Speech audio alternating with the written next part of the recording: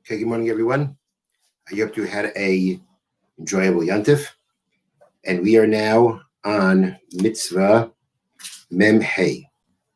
Mitzvah Sleisase Shalakalo Adam Kashrim Yisrael. Prohibition against cursing a Jew. Shenamar, as it says, Loisakal Cherish, you shall not curse a deaf person.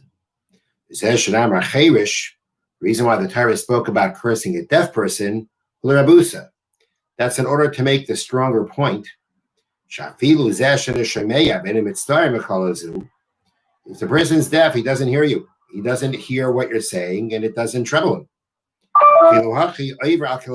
Nonetheless, the Torah still says you transgress the prohibition. So it's not just about, when the Torah says don't curse a deaf person, the Torah is not saying that the prohibition applies only to a dead person. The Torah means to say it applies even to a deaf person. That person doesn't even hear your curse, nonetheless, you're not allowed to curse him. All the more so somebody else. Let's say you curse yourself. You also transgress this prohibition. One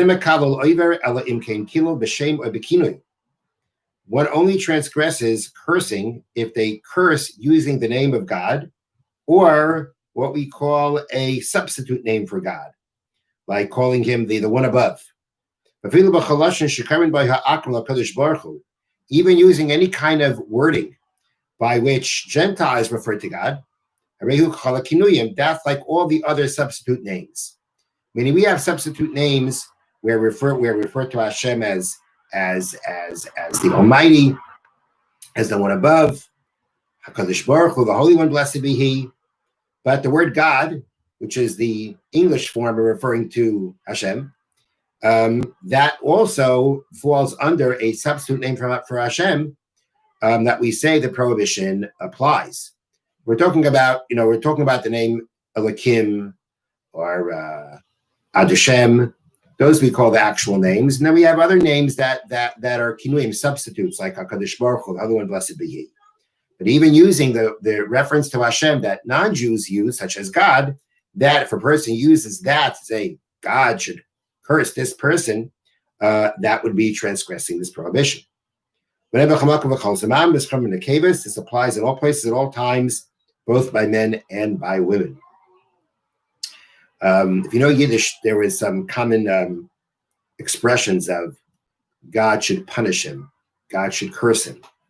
And that's what this prohibition is talking about. Cursing a person using any kind of name of Hashem. Next mitzvah, memvav, mitzvah sleisa shelakal avaim. Prohibition against cursing a father and a mother. Specific prohibition against cursing them. Shenemar, as it says, one who curses his father and mother, shall be put to death. If a person again curses a parent with using Hashem's name, chayiv skila, they're liable to be punished by the capital punishment of stoning. And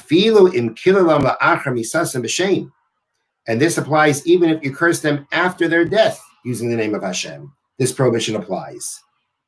Now, kilam b'kinoi, if you curse your parents using a substitute name of Hashem, for that you would get lashes. Okay. Now, similar to what we had before, the Torah talks about the punishment for a father and mother, doesn't specifically talk about the prohibition against doing it. But as we said before, by hitting a father and mother, the prohibition for hitting a parent was the general prohibition against hitting anybody, just that the punishment is different and the details of that relate to that are different. Same thing here by cursing a parent.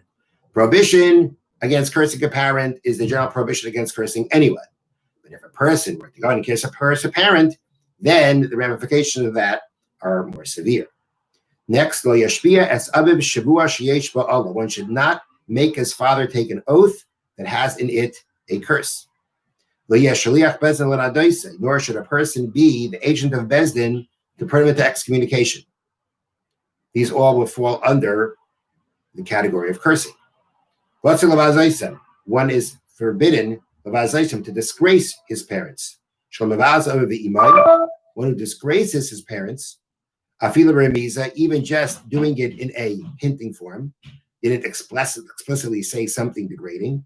That person is cursed by God. As the pasuk says, Cursed be one who dishonors his father and mother.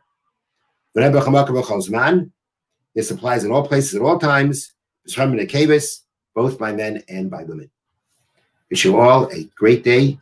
Stay safe. Be well. Bye-bye.